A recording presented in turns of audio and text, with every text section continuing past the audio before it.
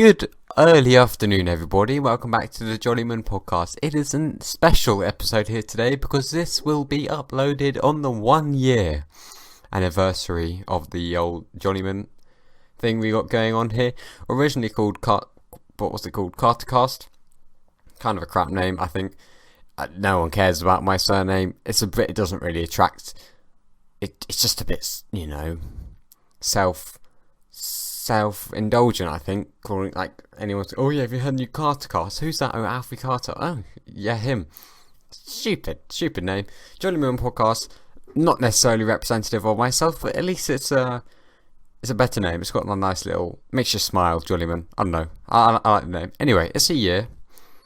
This is all, obviously I'm in the past right now, but this is all given the fact that it gets uploaded on the 31st of October, aka Halloween, and also a couple friends of mine's birthday.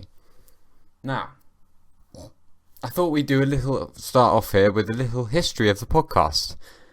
So, the first time this was ever recorded was on a Thursday last year, 2019, and I went to school from like 8:30 until 3:30, and I was doing a gig in the afternoon, a stand-up gig, and I recorded it in the morning. So I recorded it in the morning, uploaded it in the morning before school. I don't know how. I've never done that before, never done it since. Of course, I've never done it before. Alfie talking about the first episode of the podcast here. And so, yeah, immense work drive and dedication, can we just add. And then I went to the gig, and it was the gig where it's called a gong show. So essentially, people in the audience have got these cards. There's 3 people in the audience. They've got 3 cards. There's a guy who's overseeing it, like he works for the club or whatever. If he sees the 3 people raise these cards, all the lights go out. You have to leave the stage. Okay, and that was the gig I was going to in the afternoon on Halloween. Admittedly, 3 cards were raised, and it was pretty dark. Immediately after my 2 minutes of being on stage, but I don't really mind because I had good fun. I think I was talking about Velcro. In fact, I believe there's a video of me on my channel here of me doing it. It's only 2.5 minutes long, and it's probably not the most entertaining thing you've ever seen, but it's sort of enjoyable. I think I got one really big laugh when I turned around and I saw that. Because there's like an indication of the cards that have been up. There's 2 light bulbs turn on, and that means I was on my last warning, basically, telling my Velcro stories, which I just thought of. This wasn't my material. I hadn't written down at the top of the page Velcro, and they're going, what's funny about Velcro? Well, it's that noise it makes. It's like tearing off. You see, Velcro is hard to make jokes about. This is exactly why I probably didn't go all too well. And yeah, there's a video on the channel of it here, and there's also the video of me passing the gong show, which is the 3rd time I did it, which was a really amazing, admittedly, probably one of the best moments of my life. I think that's sort of a good thing, because it means when you've got something which seems small to other people, but to you is like the biggest thing ever, in my opinion, it's quite indicative of passion. Like, if someone really loves,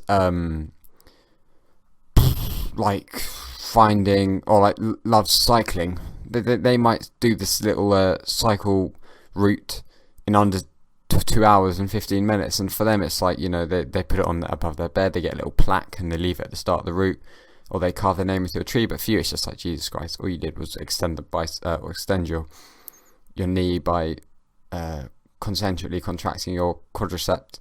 Get over it, get over yourself, get rid of the plaque. That's only if you're cynical about cyclists' achievements. But yeah, it was really cool. And then I've been trying to do it once a week, the podcast, and we got this is episode 38. So admittedly, I missed 14 weeks in the year, but I think we can give me a little break. There's sort of there's not a huge amount of consistency this given year. I'm not even going to mention it. So there we are. Anyway, enough waffle about Wassel. That was anyway. It's wonderful to have you here. I'm really happy that I've done it. It's been good. I get 4 views of the thing now. Wonderful. But yeah, I've got to buy some tuna later today. I'm not really looking forward to buying the tuna. It's sort of, I told my mum I was going to buy tuna, then I went to Tesco's, and I didn't buy tuna because I had a bit of an intellectual moment where I thought, actually, tuna's not what we want right now for a number of given reasons, which I'm not even going to bother to go into. And then turns out she really desperately wanted me to have bought tuna, and that she overrid my intellectual argument.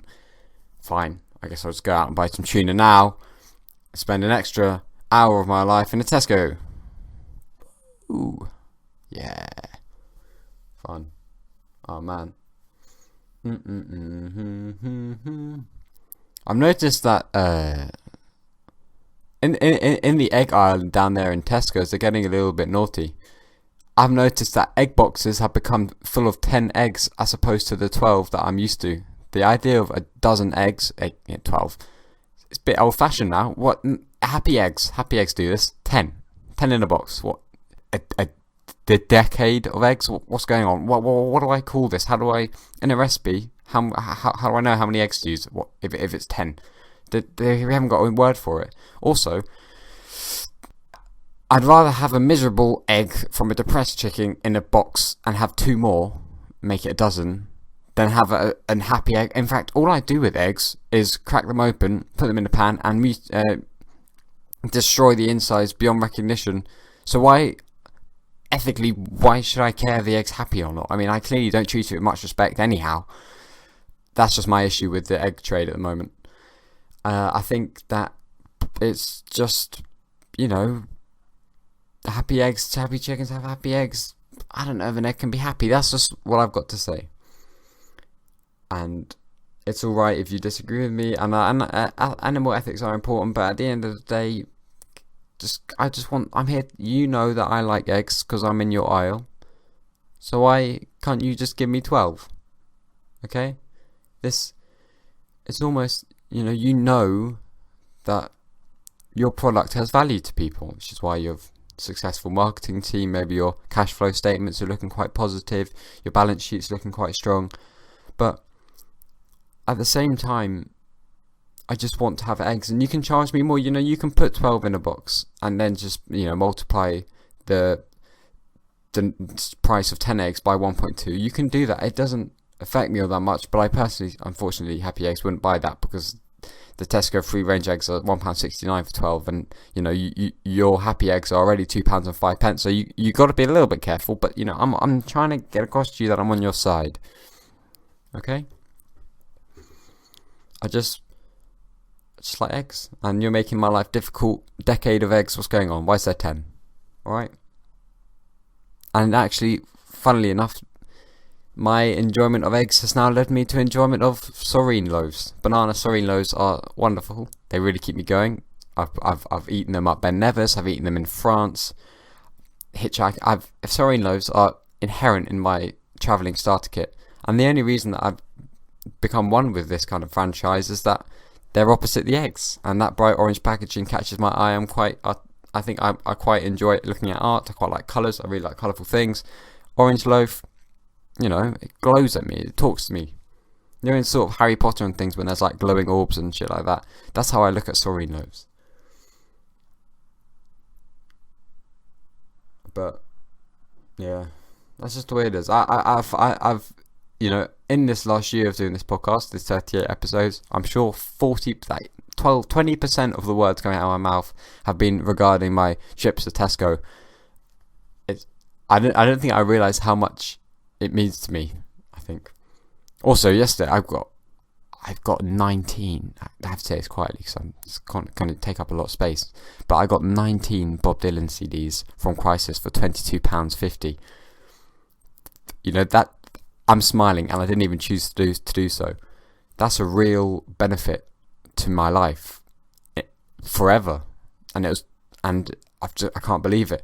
All his early ones, other than his first CD, I think there's like 2 until 12 maybe I've got, and then the other ones are slightly interdispersed with other albums. They're not all chronological.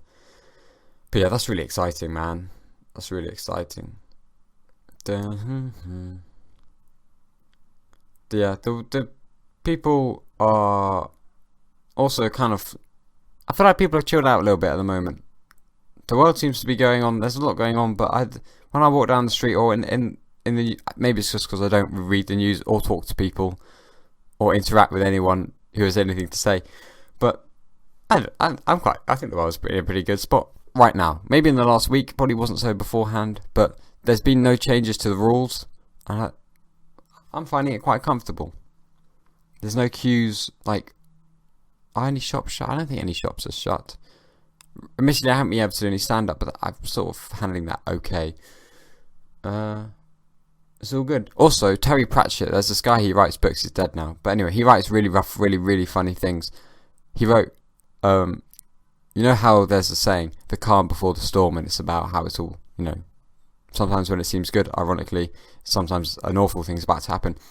He wrote in his book, the clam before the storm, which I thought was really, really funny. He just swapped the L and the A around, and it just became a wonderfully comical sentence, and I applaud him for doing so. It's really, really good.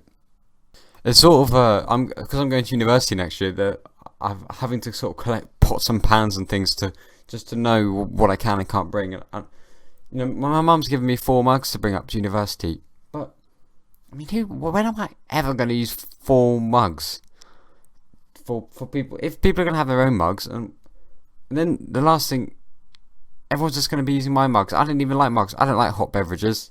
They're annoying. Why am I'm brewing something which then, first of all, I have to brew it, so I have to wait for it to be done, and then I can't even drink it immediately because it's hot. So I spend 20% of my time actually drinking it. Also, I tend to only make drinks when I'm thirsty, so I don't really like the sort of pleasure of slowly drinking a cup of coffee or tea. I find doesn't really appeal to me. Also, it's addictive. There's multiple. You see, I think I've just raised a very good argument against sort of caffeine and things like that, but I probably just haven't had enough harsh of a life yet where I've needed a coffee. I'm just not looking forward to. I'm not going to bring these mugs up. That's the last thing I want. I don't.